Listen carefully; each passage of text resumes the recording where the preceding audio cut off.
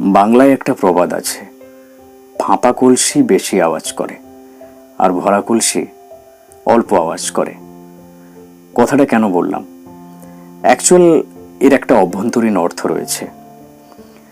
আমাদের আশেপাশে এমন অনেক মানুষ আছে যারা প্রচুর কথা বলে, নিজেকে অনেক বেশি over smart, over educated, over intelligent দেখায়। ইংরেজিতে দু একটা কথা বলতে শিখে ভেবে নেয় যে দুনিয়ার সমস্ত বিষয়ে সে অবগত, সে জ্ঞানী। আর আপনি খুব ভালোভাবে জানেন যে কে কতটা জ্ঞানী, কে কতটা শো অফ করছে। তারা দেখবেন যে বিষয়ে জানে সেই বিষয়ে তো কথা বলে, আর যে বিষয়ে জানে না সে বিষয়ে নিজেদের মতামত প্রকাশ করে। অ্যাকচুয়ালি প্রকৃত জ্ঞানী সেই যে জানে কোথায় বলতে হয় আর কতটা বলতে হয়, কোথায় চুপ থাকতে হয়, কোথায় কথা বলতে হয়।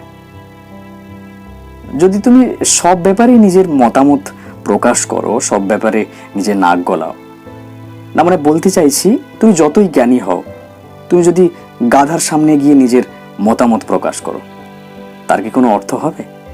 তাই না?